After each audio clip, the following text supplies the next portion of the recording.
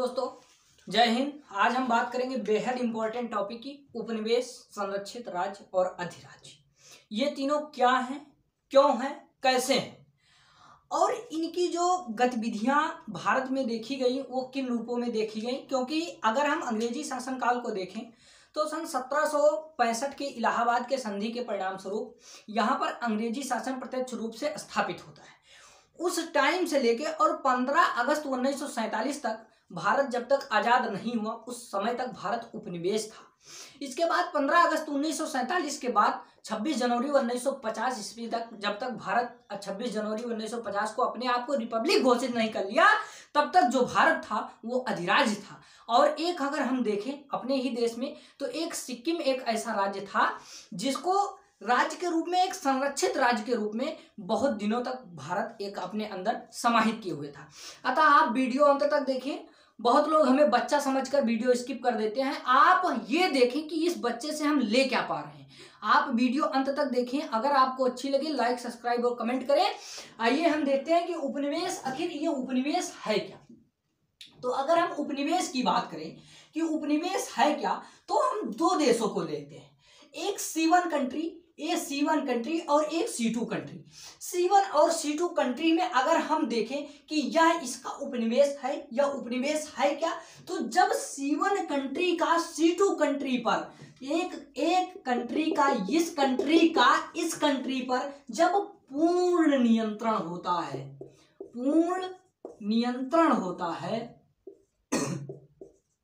जब पूर्ण नियंत्रण होता है मतलब इस कंट्री की न्यायपालिका, कार्यपालिका और विधायिका। न्यायपालिका, कार्यपालिका और विधायिका। विधायिका का मतलब कानून बनाना, न्यायपालिका मतलब न्याय प्रदान करना, कार्यपालिका मतलब उस कानून को लागू करना। जब C2 कंट्री पर की विधायिका, कार्यपालिका और न्यायपालिका का पूर्ण रूप से उपयोग जब C1 कंट्री करता है तो उस C1 कंट्री का C2 कंट्री का उपनिवेश माना जाता है। मतलब ये कंट्री उपनिवेश है। मतलब फिर से हम देखते हैं थोड़ा कि जब इसके और भी हैं, इसके जैसे विदेश, प्रतिरक्षा, संचार, विधायिका, कार्यपालिका, न्यायपालिका, हमारे सामाजिक सांस्कृतिक मामले कैसे रहेंगे, हमारे समाज में किस प्रकार का प्रशासनिक ढांचा रहेगा, किस प्रकार का न्याय प्रदान किया जाएगा, किस प्रकार का माहौल इस देश के द्वारा स्थापित किया जाएगा इस देश पर, उसका हम उपनिवेश कहेंगे। जैसे अगर माने हम इस देश को यूके, मतलब इस देश को ब्रिटेन माने और इस देश को हम इंडिया माने, जब इंडिया के आंतरिक गतिविधियों का संचालन जब यूके के द्वारा होगा, जब ब्रिटेन के द्वारा होगा, तो हम भारत को यूके का हम उपनिवेश कहेंगे। उपनिवेश का मतलब एक रूप से हम गुलाम भी कह सकते हैं, पर गुलाम कहना थोड़ा ठीक नहीं होगा। तो ये रहा उपनिवेश। अब हम देखते हैं संरक्षित राज्य। आखिर संरक्षित राज्य क्या है। मुझे लगता है कि आपको यह वीडियो उपनिवेश समझ में आया होगा। तो आइए हम देखते हैं कि संरक्षित राज्य अब क्या होता है। अगर हम संरक्षित राज्य की बात करें तो हमें राज्य को एक राष्ट्र के रूप में देखना है। राज्य जैसे उत्तर प्रदेश जो बुलडोजर बाबा की सरकार है, वो जो सरकार है या वो अगर अपने आप को चाहे कि मैं एक अलग स्वतंत्र देश बन जाऊं, तो वह स्वतंत्र देश नहीं बन सकता है। क्योंकि एक राज्य के लिए 4 चीजों का होना अति आवश्यक है। पहले तो वहां का भौगोलिक क्षेत्र, एक निश्चित भौगोलिक क्षेत्र होना चाहिए, वहां निश्चित जनसंख्या होनी चाहिए, वहां एक सरकार होनी चाहिए और एक उसकी संप्रभुता होनी चाहिए। संप्रभुता का मतलब स्वतंत्रता होनी चाहिए, उसे सभी मामलों में स्वतंत्रता होनी चाहिए।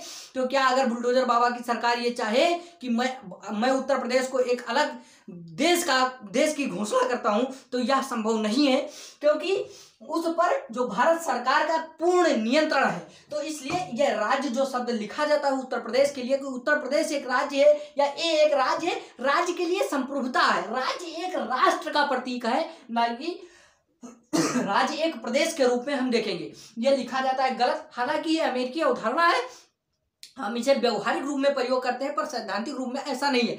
आप कमेंट कीजिएगा, हम इस पे भी एक वीडियो बनाएंगे। तो हम आइए देखते हैं कि संरक्षित राज्य क्या होता है। तो संरक्षित राज्य होता है, जैसे हम 2 कंट्री को ले, ये कंट्री है C2 और ये C1, एक कंट्री है C2। जब इस C2 कंट्री की 3 चीजें, विदेश नीति हम कह सकते हैं, प्रतिरक्षा और संचार। देखिए, ये जो C2 कंट्री है ये पूर्ण रूप से स्वतंत्र होगा, ये पूर्ण रूप से स्वतंत्र होगा, पर इसकी जो तीन शक्तियां हैं, ये जो तीन शक्तियां हैं, विदेश, प्रतिरक्षा और संचार, इन तीन शक्तियों पर जो नियंत्रण होगा वो C1 कंट्री का होगा। मान लिया जाए ये कोई C1 कंट्री है इंडिया, अगर इंडिया की बात करें और 1975 के हम सिक्किम की बात करें, उसके पहले के अगर सिक्किम की बात करें, मान लिया जाए ये सिक्किम है, तो ये जो सिक्किम का तीन शक्ति, जो इसकी जो विदेश नीति, प्रतिरक्षा और इसके जो संचार, इस तीन चीजों की जो जिम्मेदारी थी वह भारत की थी। तो भारत इसे एक संरक्षित राज्य का दर्जा प्रदान किए हुए था, तो ये रहा संरक्षित राज्य। 1975 ईस्वी के बाद सिक्किम जो है वो भी भारत का एक प्रांत हो गया। प्रांत देखिए, प्रांत ये कई अवधारणाएं हैं। जैसे प्रांत, कनाडा में अगर हम जाएं तो वहां पर जो एक भूभाग, जैसे हम यहाँ अपने व्यवहार में राज्य प्रयोग करते हैं, तो वहां पर राज्य को जो है प्रांत कहा जाता है। वहीं अगर हम स्विट्जरलैंड में जाएं तो इसे कैंटन कहते हैं, अगर हम दुबई में जाएं तो इसे शेख कहते हैं। जैसे अपने यहाँ प्रांत, राज्य कुछ भी कहते हैं, तो और अगर वही अमेरिका में जाए तो इसे राज्य कहते हैं। राज्य अमेरिकी अवधारणा है, हमें उसके पीछे एक बहुत बड़ा इतिहास है, उसे जानने के लिए आप कमेंट करें, हम उस पर एक वीडियो बनाएंगे। तो इन जब तीन शक्तियों का प्रयोग किसी दूसरे राष्ट्र के द्वारा किया जाता है, तो उस राज्य पर एक कहा जाता है कि यह राज्य संरक्षित राज्य है। मतलब राज्य का मतलब मेरा स्टेट से बिल्कुल नहीं है, राज्य का मतलब मेरा राष्ट्र से है, क्योंकि सरकार को हम एक राज्य के रूप में डिनोट करते हैं, न कि राज्य एक उत्तर प्रदेश एक राज्य है। उत्तर प्रदेश को एक राज्य कहना ये गलत है, संवैधानिक तरीका, ये लोकतांत्रिक तरीका ये नहीं है। आइए हम देखते हैं कि ये हो गया हमारा संरक्षित राज्य। अब हम देखते हैं अधिराज्य क्या है। वीडियो को लाइक करें आप, बिल्कुल चैनल को सब्सक्राइब करें। देखते हैं अब ये अधिराज्य क्या है। ये जो अधिराज्य है, देखिए इस अधिराज्य पर बहुत बहुत बड़ा बवाल चला, क्योंकि जो 15 अगस्त 1947 पे जब भारत को स्वतंत्रता मिली, तो 15 अगस्त 1947 से और 26 जनवरी 1950 ईस्वी तक, जब तक भारत अपने आप को रिपब्लिक घोषित नहीं कर लिया, तब तक भारत जो था वो संरक्षित राज्य के रूप में था। इसी को हम अधिराज्य के रूप में बना हुआ था, अधिराज्य के रूप में था। कब से था? तो 15 अगस्त और 1947 से 26 जनवरी 1950 तक। ये इसके बीच की जो हम गैपिंग देखें तो इसमें क्या था? भारत, तो इसमें भारत था अधिराज्य, इसमें भारत अधिराज्य था। अब अधिराज्य का मतलब क्या होता है? अधिराज्य का मतलब होता है कि एक देश के द्वारा दूसरे देश पर, आइए हम इसके माध्यम से समझते हैं कि एक कंट्री है C1 और एक ये कंट्री है C2।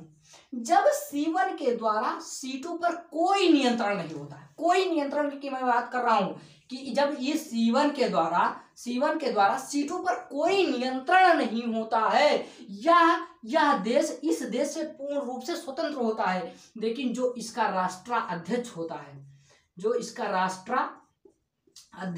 है, वो राष्ट्राध्यक्ष एक ही होता है, सिर्फ खाली राष्ट्राध्यक्ष होता है, जिसको हम कनाडा के रूप में देख सकते हैं, ऑस्ट्रेलिया के रूप में देख सकते हैं, न्यूजीलैंड के रूप में देख सकते हैं कि न्यूजीलैंड ब्रिटेन से पूर्ण रूप से स्वतंत्र है, जो ऑस्ट्रेलिया है वो ब्रिटेन से पूर्ण रूप से स्वतंत्र है, कनाडा ब्रिटेन से पूर्ण रूप से स्वतंत्र है। लेकिन जो उसके राष्ट्राध्यक्ष है वहां की महारानी है, बस सिर्फ राष्ट्राध्यक्ष वहां की बनी रहती है और उस देश पर कोई प्रकार का नियंत्रण नहीं होता है। उसी को हम अधिराज्य कहते हैं। अतः यह रहा तीनों टॉपिक। आपको वीडियो आई हो पूर्ण रूप से समझ में, आप इसे लाइक, शेयर और सब्सक्राइब करें और यह ना देखें कि सामने कौन क्या बता रहा है। मैं आपसे ही बहुत सारी चीजें सीख रहा हूं। अतः आप कमेंट करके बताएं कि ये वीडियो कैसी लगी और आप इसे लाइक करें और चैनल को सब्सक्राइब करें और अधिक से अधिक शेयर करें और सपोर्ट करें, क्योंकि मैं इस समय बहुत लॉन्ग वीडियो नहीं बना सकता, कुछ संसाधन का अभाव है, जिसके परिणाम स्वरूप अभी मैं प्रयास कर रहा हूं संसाधन को पूर्ण रूप से नियोजित करने के लिए। तो आप हर वीडियो को लाइक, सब्सक्राइब और शेयर करें। धन्यवाद।